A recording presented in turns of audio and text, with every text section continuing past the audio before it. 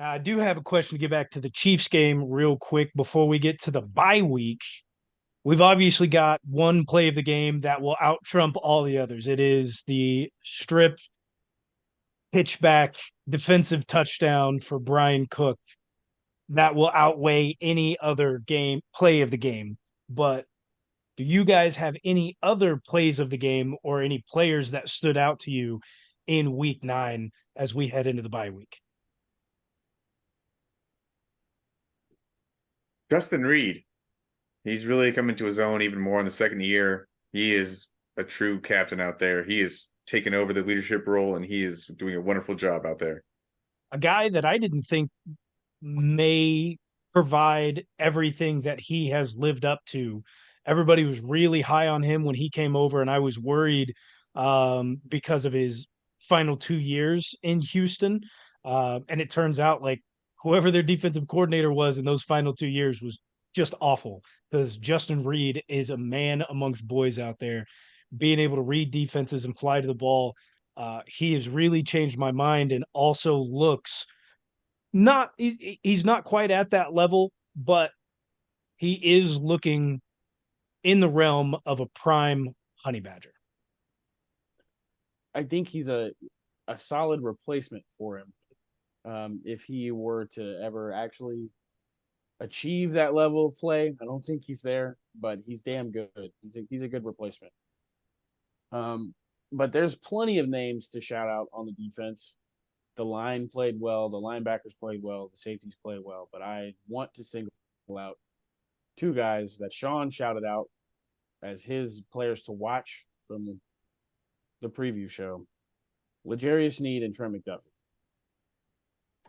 I know Trent McDuffie caused a fumble and we already said his name, but they were primarily tasked with handling Tyreek Hill. L'Jarius Sneed followed Tyreek Hill all over the field.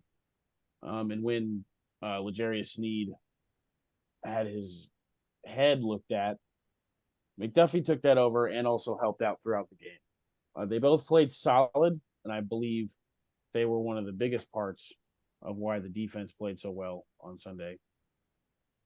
But the defense as a whole played great. So The guy that we've been talking about all year, Brian Cook, is really coming into his own. He's able to fly around. He's able to be that safety blanket for a lot of guys. I think maybe at that linebacker position, whereas you've got Justin Reed, who's the safety blanket for the DBs. Brian Cook is really able to come down and play as a run stopper, and he's able to play kind of that over the top help for the linebackers. The way he's been able to read the game so far this year, if you watch his eyes, if you're looking at that backfield, the defensive backfield, he is tracking so well and able to read the hot zones of where he needs to be.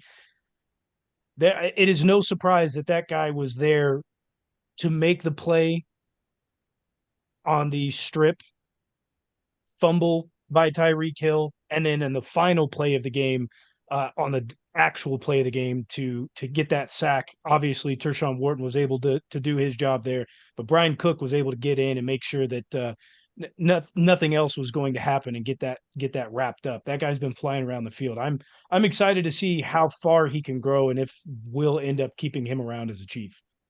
Also, shout out to the Tyreek Hill trade because I don't think we would have had Trent McDuffie or Brian Cook if we did not make that trade. Nope, they both came from that trade. So we are obviously winning that trade a lot.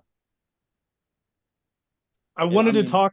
Oh, go ahead. the factors, the players in the trade, just in the most crucial point in the game, the whole reason that we had 21 points in that football game, just showed why we won that trade. I also wanted to talk about a play to me that I thought at the end of it all kind of wrapped up is one of the plays of the games, and it definitely won't get talked about a lot. And I think it actually encompasses two plays, and it's on the first drive where we got the touchdown. The first play being, that Justin Watson touchdown that got called back as not a catch because it hit the ground, and then dumping it off to Rashee Rice being able to break through a couple of tackles, some great blocking right there, get in the end zone for the first score. That really set the tone that drive.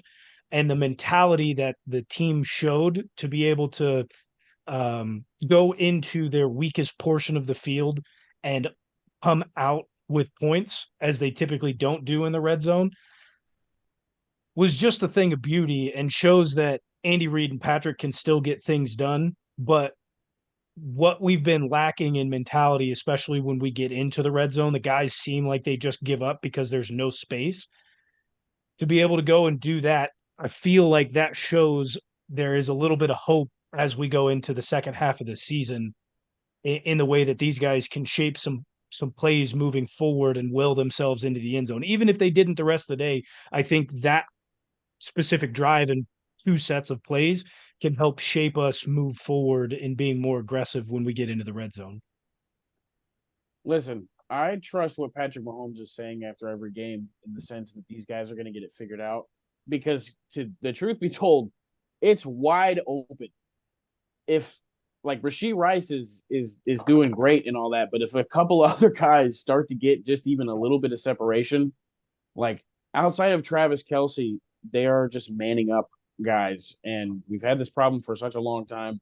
If you take away our one and our two, our top two targets, like it's really tough going. Like we don't have great playmakers traditionally in the depth of our receiving core.